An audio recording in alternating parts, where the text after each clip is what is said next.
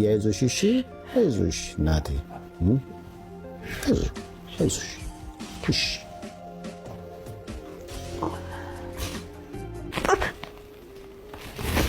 አይዞሽ ራስሽን አጠንክሪና ይኸውልሽ አንቺ አሁን ደህና መሆን አለብሽ። ለምን ለልጃችሁ ሲባል እና አንቺ ደህና ስትሆኚ ሀዘንሽን ዋጥ ስታደርጊ ልጅሽ ደግሞ እናት ይኖራታል።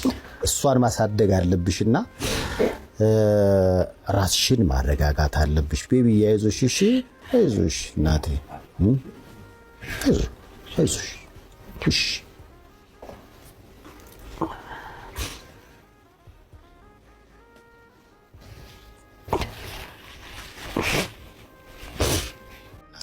ሃይ እንዴት ናችሁ? ዶክተር አብይ ነኝ ከኤሊት አንገት በላይ ቀዶ ሕክምና ማዕከል። ይህን ቪዲዮ ሁላችሁም ሼር፣ ሪፖስት፣ ኮፒ ሊንክ አድርጉና ለዚች እናትና ለዚች ሕፃን ልጅ አድርሱልኝ። ብዙዎቻችሁ ሰይፉ ኢንተርቪው ላይ የቀረበችው ልጅ አይታችኋል። በቅርቡ እንግዲህ አባቷ ያረፈው ማለት ነው። የምንወደው በጣም መልካም አርቲስት ነበረ፣ ኮሜዲያን ማለት ነው። እንግዲህ እዛ ቪዲዮ ላይ እንደሰማችሁት ሆስፒታል ጋር ቀጠሮ ይዛ እንደነበርና ቀጠሮ አደርሷት ነበር። ግን አጋጣሚ ይሄ አይነት ዱብዳ እንዳጋጠማቸውና እንዳለፋቸው ቀጠሮ ነበር የተናገረችው። ያው የሚሰራ ኦፕሬሽን ነገር ነበራት። ስለዚህ እንደ አጋጣሚ ሆኖ ይሄ አይነት ዱብዳ አጋጠማቸው። እውነት ለመናገር የሰይፉ ላይ የነበረውን ኢንተርቪው ሳይ ልጅቱ በጣም የምታሳዝን በቃ አይኗ ቁልጭ እያለ በጣም ተጨንቃ ነበርና እኔ በጣም ነው ውስጤ እየተሰማኝ ያዘንኩት። ሰይፉም እንግዲህ እኔንም አውርቶኛል።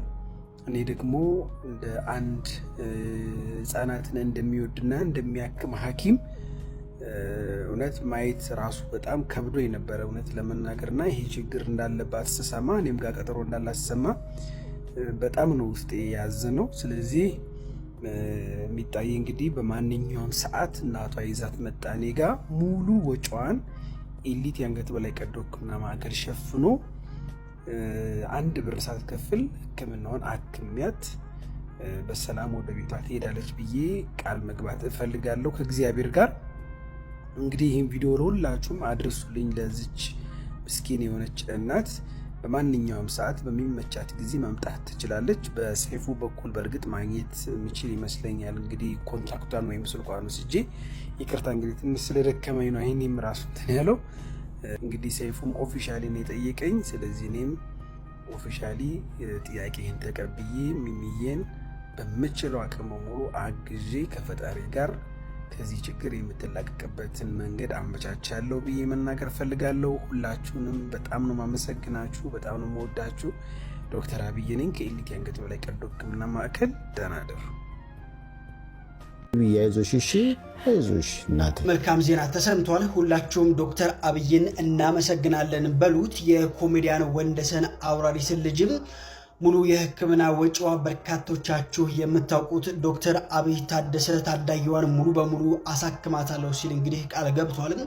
በቅርቡ አባቷን ኮሜዲያን ወንደሰን አውራሪስን ያጣችውና በከፍተኛ የአንገት አተነፋፈስ ችግር የምትሰቃየው ታዳጊ ህፃን ሙሉ የሕክምና ወጪዋን ቀዶ ሕክምና ሰርጀሪ እንደሚሸፍን እንግዲህ ተገልጿል። ይህ ሰብአዊነት የተሞላበት ውሳኔ ያስተላለፈው ወጣቱ የሕክምና ባለሙያ ዶክተር አብይ ታደሰ ነው።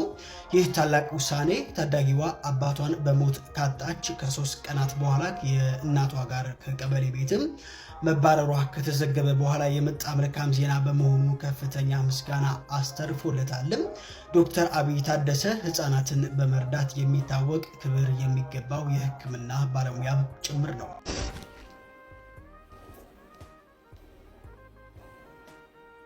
አንድም ቀን እንትን ብሎ እናትሽን አይዞሽ በያት እሺ። አንቺም አይዞሽ እሺ። እዚህ አላቅም ብዙ አልችልም። እግዚአብሔር አልፈቀደው። አይዟችሁ።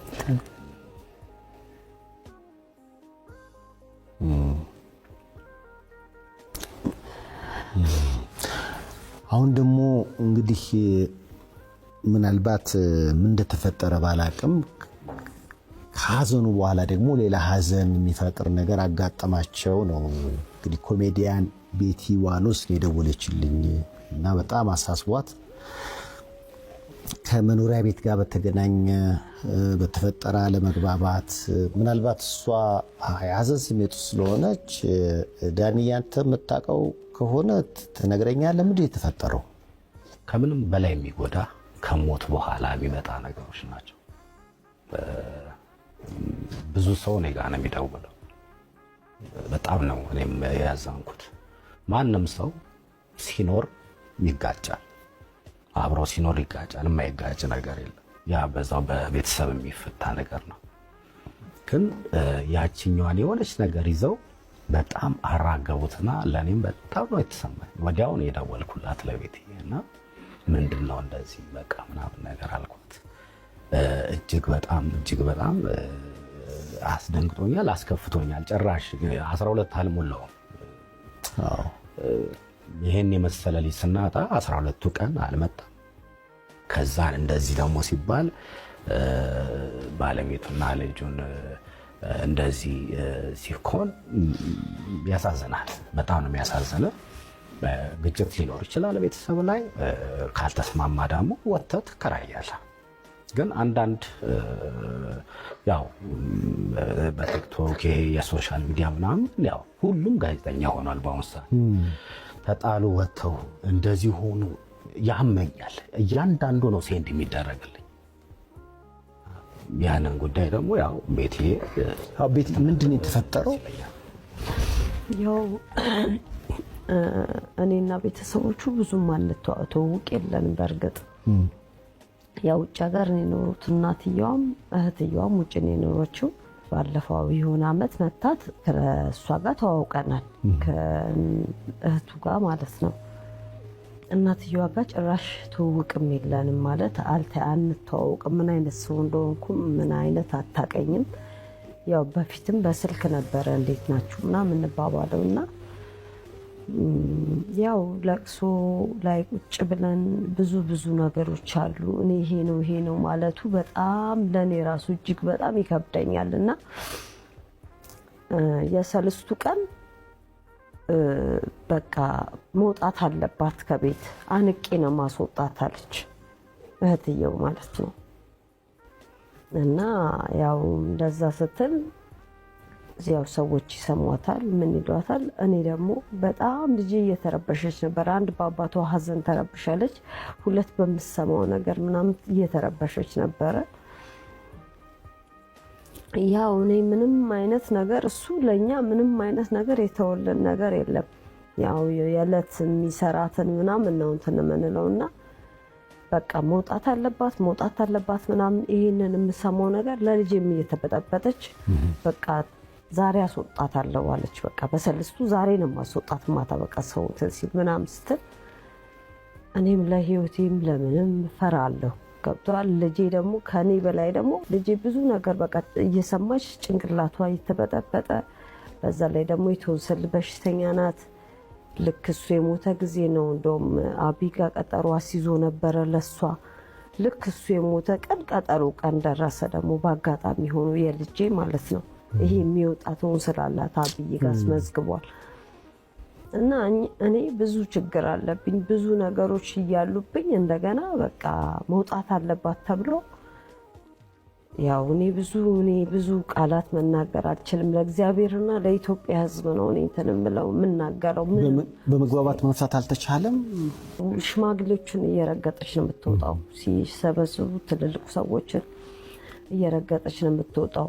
እና የመጀመሪያ ቀን ራሱ የሞተ ቀን እነሱ ገና ኢትዮጵያ ላይ ሳይገቡ ነው የባለቤቴን ስልክ ተቀበሏት ተብሎ ማለት ነው። እና በጣም ብዙ ነገር ደርሶብኛል። በጣም ብዙ ነገር እኔና ልጄ በጣም ተጎድተናል። እኔ ስኳር በሽተኛ ነኝ፣ በዛ ላይ ያመኛል። በጣም ከፍተኛ ስኳር በሽተኛ ነኝ። ቁጥሩ እንኳን በጣም ልሰው እንኳን ሲሰማው የሚያስደነግጥ ነውና